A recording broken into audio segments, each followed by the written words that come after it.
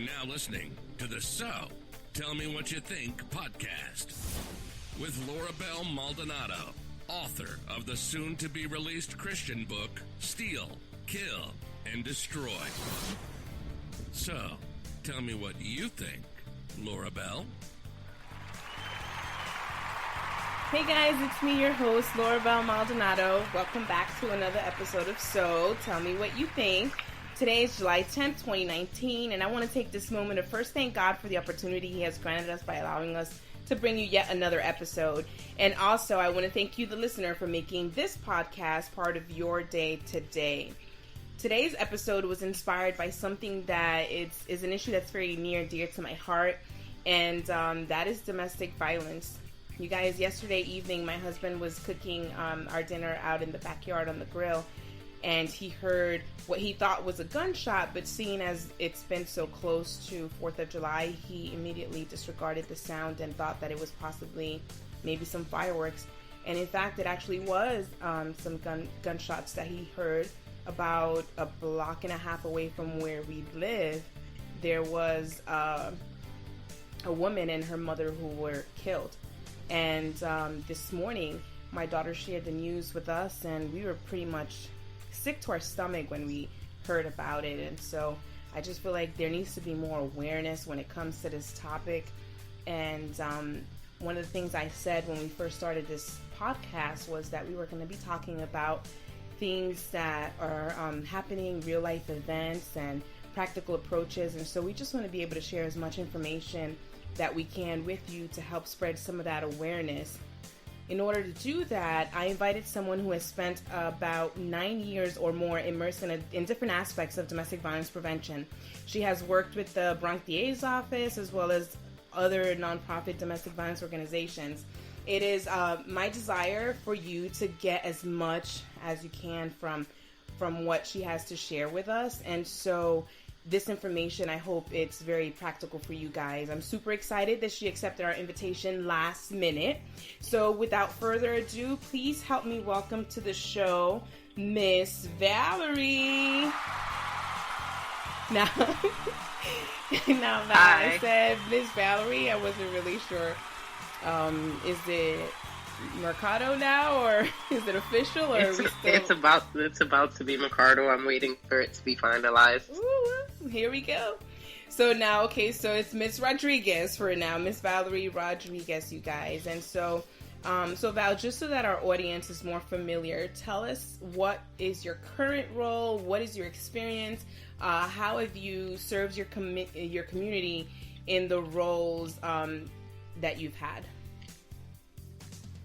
Initially, I started off my career with the Bronx District Attorney's Office, and I interviewed victims of domestic violence, and it was actually at the worst time of their lives. And I think that during that time, it was really hard for my victims to really articulate what they had been through. So having someone who could interview them in a way that made them feel safe and comfortable was really important.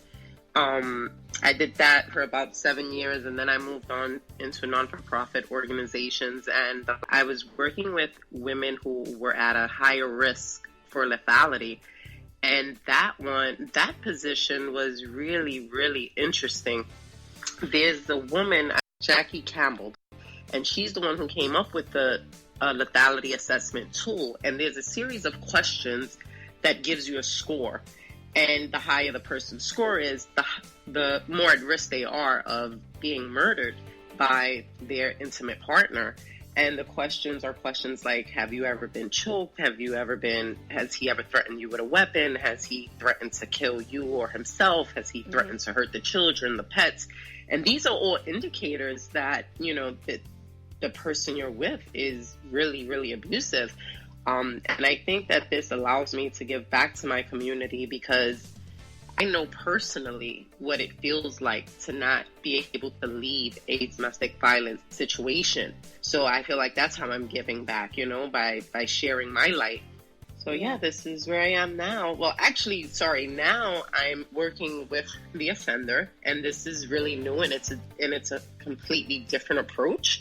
But I'd like, I'd like to talk more about the domestic violence part with the victims versus the offenders. No, okay. So, but it sounds to me like, yeah, you're definitely closer to the victims. And I thank you for sharing with us that, you know, you have survived domestic violence yourself. And so, I gather that when you say my victim, so it's very personal when you're talking to these women. And so a lot of the time, and just a disclaimer out there, not only women are victims of domestic violence. We understand that men are also sometimes victimized by women. Absolutely. Yeah, so basically I just want to make sure that we let you guys know that we do care about you too. But in the scope right now, we're focusing that Valerie was working with women. Is that correct? The majority of my victims were women, yes. But I did, in fact, have victims that were men as well. And so tell me, what are some of the signs that someone could be looking out for when they're in a relationship, that, like, some immediate red flag? I know that sometimes these things happen, like, right away, but because they're in the beginning phase of romances, sometimes we really can't see that. So what are some of the red flags and the indicators that some women should be looking for? I can't point out anything. I can't think of anything specific right off top. I mean, yeah, you know, you could say the textbook, someone is possessive, someone is controlling your every move, or they're stalking you, or trying to alienate you from your family. Things like that are definitely big red flags, especially in the beginning. But I think the bigger issue is that we really don't take time to get to know someone. And I mean, I think it takes an entire lifetime to really get to know someone, right? Mm-hmm. And sometimes you don't know until you're too far in, because in the beginning we wear these blinders where we just want to be happy. We're in the honeymoon phase, and we kind of disregard those signs. You know, we don't look at them as red signs, we look at them as decorations. And when I say that, being a survivor of domestic violence, I can speak from that angle, you know. So, but I think that a relationship that the abuser shares with his or her parents is important. The way that person treats animals is important. And those are, little things to look for. Because I think that abusers are not really abusive in the beginning. Or at least if I had to give it a scale, they're not going to start at a 10, right? It's going to be subtle. They're going to start off with the emotional abuse and the verbal abuse far before they get to the physical abuse. So it's just really important to get to know someone.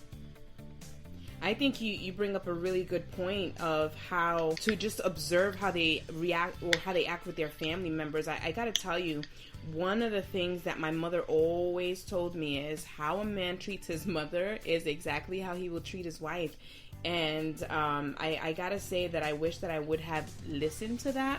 I remember when I met my first husband, because like you, I am also a survivor of domestic violence. And one of the things that I didn't really notice because I was so young was I would go to his house, and he was still living with his mom at the time. And I was pretty young. I was about 18 years old. And he would drink because he was older. He was in his 20s. I think he was maybe 24 at the time. And he would drink, and he would get really drunk and get really explosive and abusive with his mom. And instead of me seeing that as a red flag or even a warning, what I did is that I justified his behavior with, oh, he was drinking, or, oh, no, his mother was egging him on.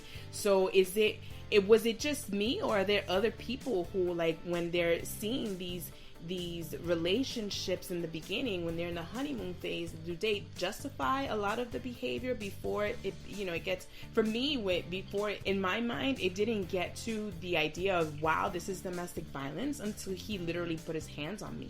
And then it did escalate to the point where he tried to kill me, and oh my God, I gotta run for my life now. So tell me about that. Same thing.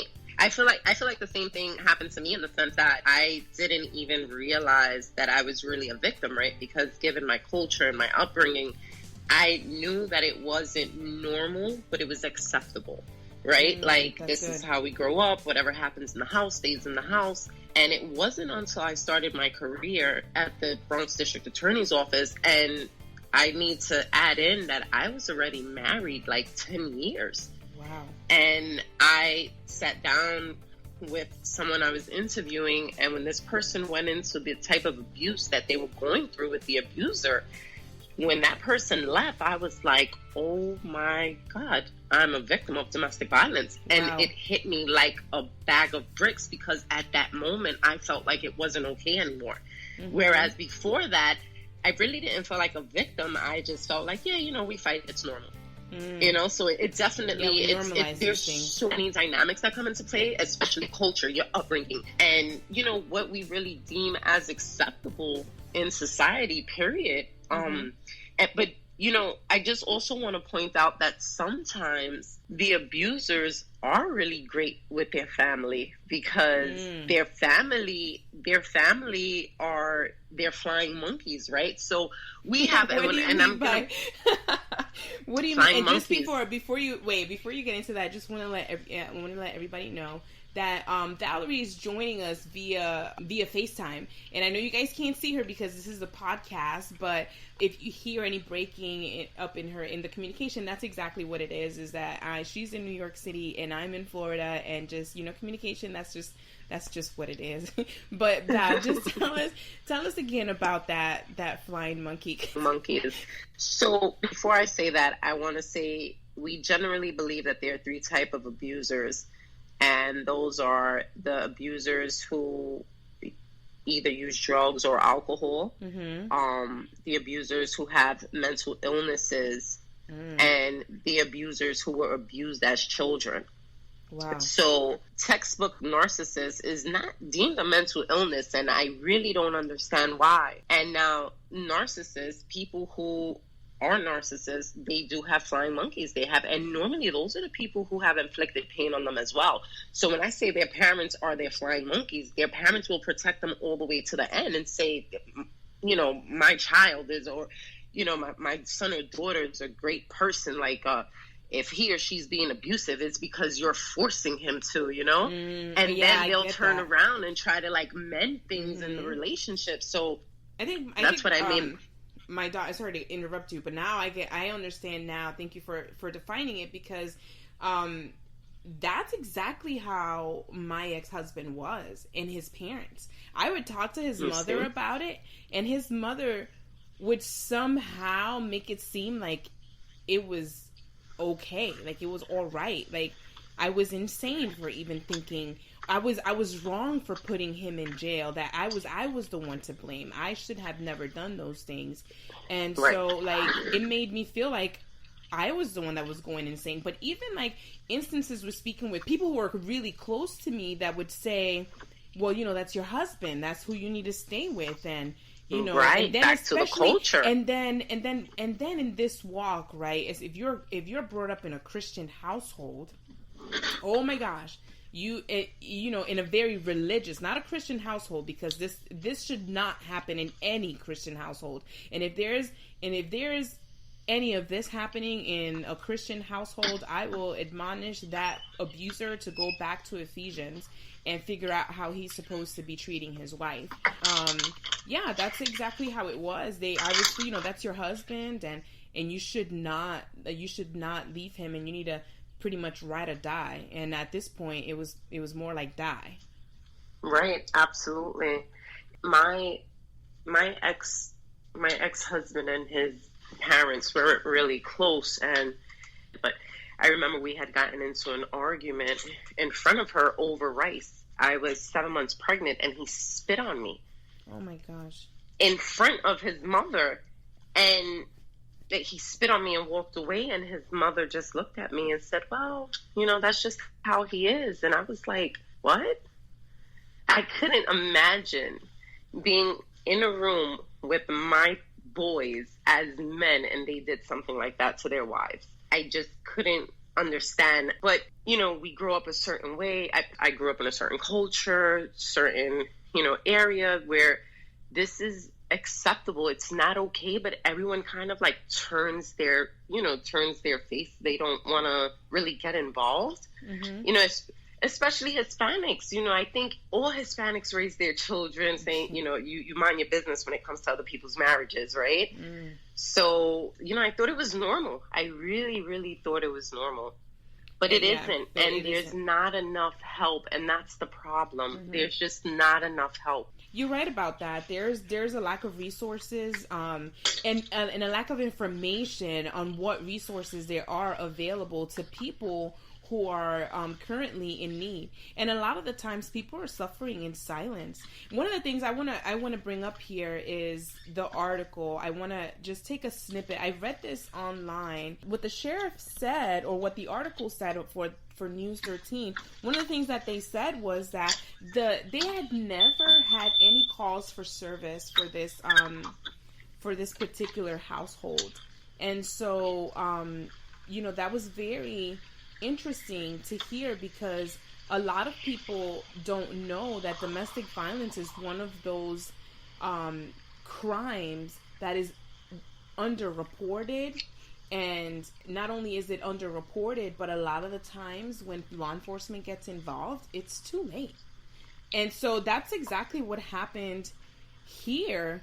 So the report indicated that that the offender did have a criminal record in 3 states, in New York, New Jersey, and Virginia, in the early 80s and 90s, but they've lived here in Volusia County for about 12 years, and they've never really had a report. And I haven't read this firsthand, so if it's misquoted, then I will retract it later. But the sheriff made a comment, from what I understand, that indicated, check in on your neighbors. But there's a lot to be said about that, because even though, in policing today, especially in Florida, they try to enforce community policing and making sure that the community knows who their deputies are and that they're involved, and they're doing so many things within the community to make their presence known. Yet there's still that barrier between law enforcement and the community sometimes that's really unspoken. And also our neighbors, like, I've lived on this street for almost 2 years, and I think I've said 2 things to my neighbor from across the street. And I asked my other neighbor, the first thing I said to them was, can I borrow your ladder? So I don't, we're not it's not like New York. In New York, you can hear your neighbor. Like, your neighbor is like right there. But here in Florida, and even then, no one will call the police, right? That's true. That is so true, because I will tell you that one time, this was many years ago, my uncle was visiting us from North Carolina, and the couple upstairs, I was living at 317, the couple upstairs from us, they were having a fight, a drag down, kick down fight. Like, you can hear it from my apartment. And my uncle, it was in the middle of the night, my uncle in the middle of the night got up. He was sleeping in my living room. He got up and he said, what's going on? Let's call the cops, or let's do something. I was like, no. I live here. You don't.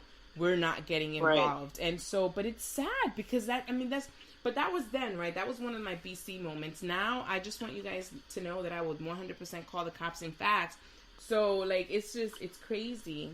Which can even make it worse for the victim. So I wanted to say that, you were saying that the community policing, they encourage everyone to know their deputies and, whoever patrols the area or whatever, but it's not that easy, right? My experience in the domestic violence field is that the reason why victims stay quiet for so long is for so many reasons, right? Like, they don't want their family to turn around and say, oh, we told you this person was no good for you.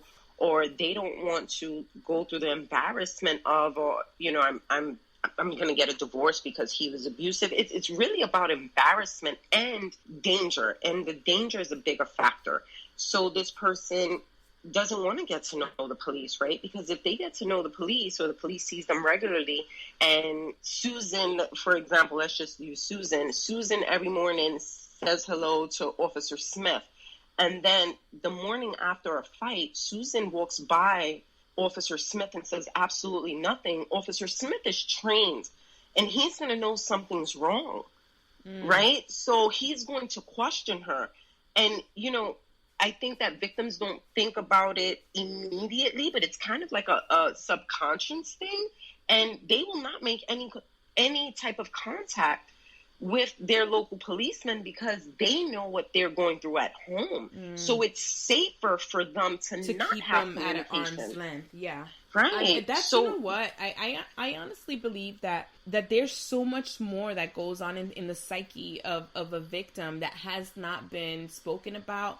I know that they have classified these textbook names, but in reality, I feel PTSD. like unless you've really gone through it, there's really no way that you could understand what this person is doing. I know that when I was in a relationship with my daughter's father, and I had, and my ex-husband, my daughter was a baby. She wasn't even a year old yet, and I was in survival mode. And the whole time was, can I just make it to the next day? And it got to the point where, I realized early on in that marriage that I was in a domestic violence situation.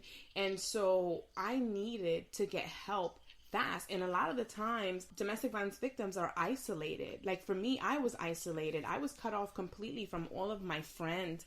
And so the only thing I had was him and his family. And at that point, I was really withdrawn from my own sisters and everyone.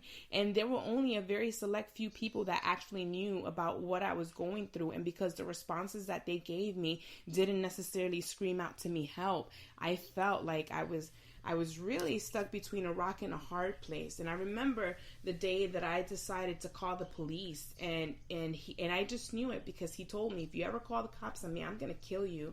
So I knew that I was at the point of no return. The minute I hit 911, I knew that I needed to either follow through with it or just count myself as dead. And I wasn't ready to die yet. So I just thank God for his grace and his mercy and law enforcement that came promptly.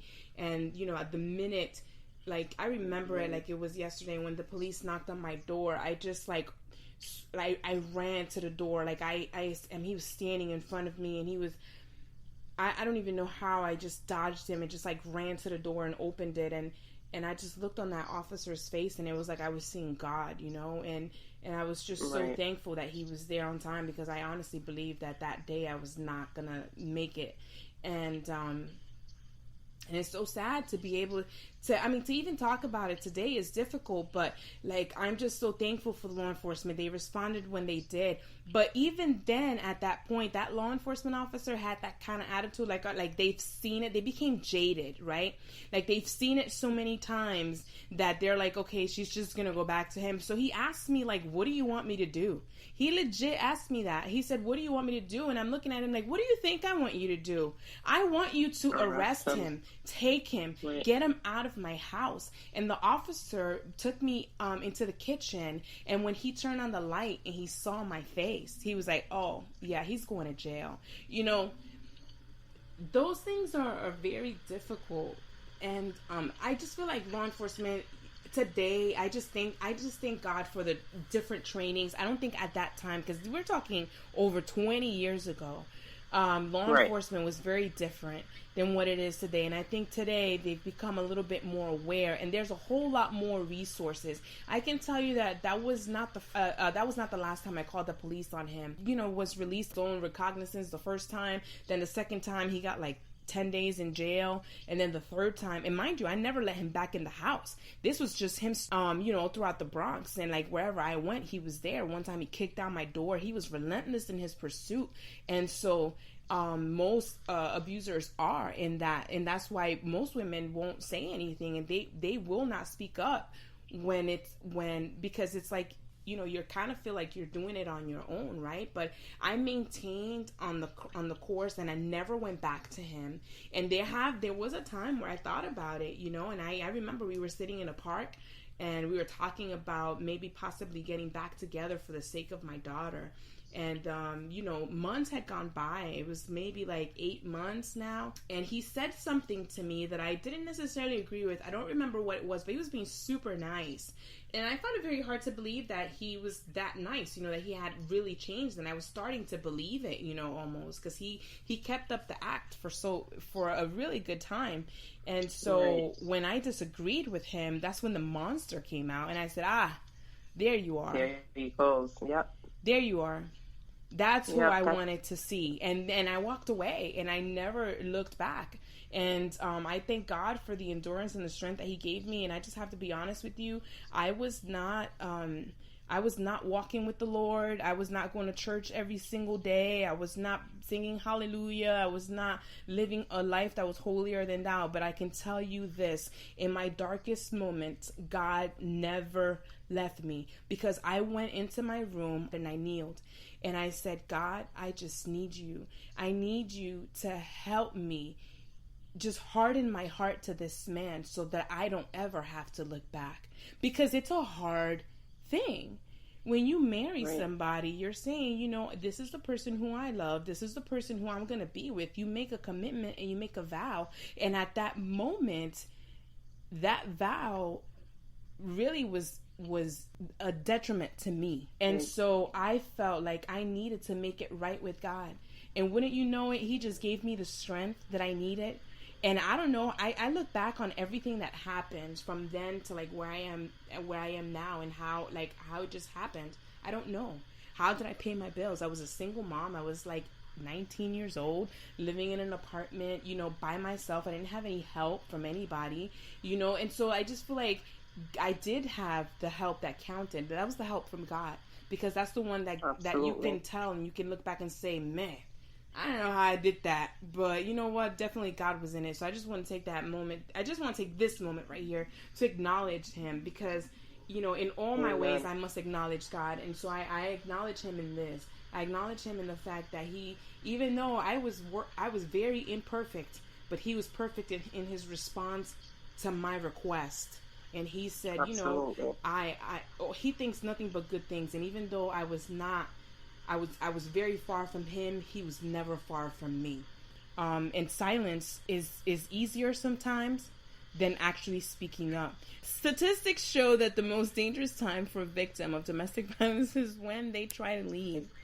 In fact, the percentage is like doubled of danger versus them like being in the relationship. Yes, when the abuser realizes that he doesn't have that control anymore, or that the victim is trying to gain back some type of control, yes, it can be really, really bad. You said earlier today, I'm like, what are the signs we look for? And there aren't many. And if I have to give one piece of advice, I would say, your friend that gets into that relationship and you no longer hear from that friend, check on that friend and make it very clear to that friend that you will always be there for them without judgment, and make it very clear. And the reason why I'm saying that is because we know that the abuser will alienate the victim from their family and friends. So to the family and friends, right, that is a big indication that something might be wrong.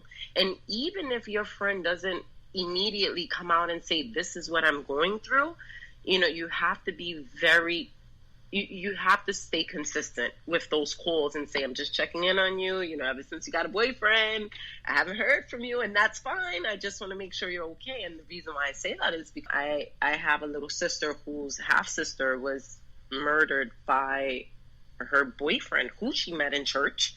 Wow. And in fact, she had 2 children from 2 previous marriages. Both her ex-husbands were abusive, and she stood single for about 5 or 6 years, and that was when she turned her life over to God. And she would preach in different boroughs in New York. Like, she would literally walk from the Bronx to Manhattan preaching the word of God. And she met him at church, and they started a relationship, and we never, ever thought that she was being abused. We never, ever thought that there were issues in that relationship. And one morning I woke up and my best friend, Big Val, had called me on the phone, and she's like, I think you need to turn on the TV. I think they killed, Brianna's sister. I'm like, what? Not Arceli, her name, that was her name. And she turned on the news, and we're listening in, and she just started screaming, crying, because they had showed her picture, and it was in fact her. And it turns out she had no longer wanted to be with him. And that's what she had told him that day when he shot her at close range. Oh my goodness. He had met with her to talk about the fact that, she no longer wanted to be with him. And my whole thing is that we didn't know, but we weren't in her everyday life. So to hear from her every 3 months, that was normal to us. But for her closer friends, the people who were there with her every day, the fact that later on during the funeral, one of her best friends had said, I didn't think he was going to kill her, but I had seen some violent side of him. And I'm like, really? And she's like, yeah, and she gave like 2 different scenarios. And I'm like, wow, like, I wonder why she didn't really speak up. Like, this was just the best friend assuming that she may have been going through something, but she never admitted it to anyone. She never asked for help. I get it that people snap. And that being said, people snap, right? But the fact that he met with her with a gun because she no longer wanted to be with him tells me that there had to be other incidents that she just wasn't telling anyone about, whether it was him, grabbing her up or maybe even choking her or smacking her, because, those are, I think that abusers really try to justify, I didn't hit you, I pushed you, right? I didn't hit you, I pushed you. What are you exaggerating about, right? Like one of those things. But, that's where it starts. And again, if I could give any advice, just, when your friends get in new relationships and you no longer hear from them, that might be a sign. And you're used to hearing from your friend all the time. That might be a sign that something's wrong. Yeah, definitely. We need to be more aware. It's easy today to get consumed in our own daily lives, and even as adults, I feel like the older we get, the smaller our circle gets, and sometimes that circle gets so small that it just becomes you and your children and your spouse. And I just feel like, we need to be more intentional in the friendships that we form and that we develop, and not just say, hey, we're going to meet up next Tuesday, but actually put it down on paper. Let's get that down on a calendar. Let's actually be more intentional in our interactions, so that way anything helps. I mean, we don't necessarily have the magic recipe to like preventing domestic violence 100% altogether, but I know that there are resources out there, and I think that with enough awareness and enough information, the more this information is put out there, like even what you just said right now is something that I would have appreciated if I had a friend who hadn't heard from me in months say at that time, how have you been? Are you okay? And if not, let me help you. One of the things that when we went through the chaplaincy course in New York, one of the things that they spoke about in their domestic violence prevention and awareness class was about, instead of just being judgmental, why don't you just help them plan? And just, like say, hey, if anything if you know that this is happening, say, hey, listen, if you ever need to leave, you can go to XYZ place, and just set a plan in motion. So when the time does come that they are able to leave, they can do so with some supports in place. Right. But it has to be something that comes from them. I dealt with ample victims who, again, were at a higher risk of being killed by their abusers. And let me tell you, I dealt with some women who were very educated, very independent, and domestic violence doesn't have a face. It doesn't discriminate. It doesn't discriminate. It does not discriminate. These victims had the resources to leave, but leaving was not an option because they were so frightened of what would happen when they left.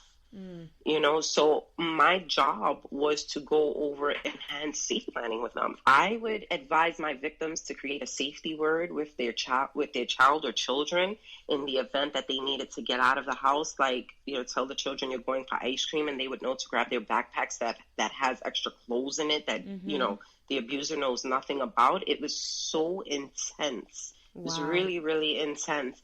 But yes, when the victim is attempting to leave, that is the most dangerous time. And that's why it is so important when you have a friend who says, a loved one, whoever, someone who says, this is what I'm going through. Do not, I repeat, do not say you need to leave. Because that person, that friend, that loved one, whoever that person is to you, more than likely isn't going to speak to you again for a while. You just made that person embarrassed because now he or she feels like, wow, I'm an idiot because I don't want to leave. You understand? Like right. Down, that's a good point. Wow. Because that's what the abuser does, right? The abuser pushes you down, right? Like tells you you're nothing. You'll never amount to anything. You'll never get anywhere without them. And then here comes your friend who you turn to for help. And they're like, well, why can't you just leave? It's not that simple. Wow. And the bigger point is being supportive and saying, okay, you're going to stay, but we need to come up with a plan. That's the bigger thing. I think having a plan is so essential in this. It really, really is. In fact, that's what really helped me. I remember when I first told my boss about what was going on at my home, and I had already been married at this point 12 years. Wow. When my boss found out what was going on, she was like, are you kidding me? And she's like, I'm sorry, I didn't mean that. She's like, I didn't see it. And, and I stood there like, damn, I made the wrong decision. I shouldn't have said anything. But he was trying to have me arrested. And I didn't want to lose my job. That's what made me tell my supervisor. And my supervisor said to me, a woman with a plan is a dangerous woman. So if you can't leave now, that's fine. But I need you to come up with a plan. You don't have to tell me what your plan is, but I need you to come up with one. Can you say that one more time, please, for those who didn't hear it in the back? Please. Yes. A woman with a plan is a dangerous woman. That's so good. And all you need to do as a friend is help your friend come up with a plan so that, he or she can escape. I keep saying he or she or them. I just don't want to classify it only as women because, as you said earlier, men go through it too. And believe it or not, they go through it just as bad. Yeah, I know. Yeah. And I know we're running out of time, believe it or not. I didn't think that we would, but we are actually running out of time very, very shortly here. We still have a few more minutes before we end this podcast. Just tell me about some of the resources real quick off the top of your head, like real quick ones. Like what if someone doesn't really have a friend? Who can they turn to in New York City? What can they do?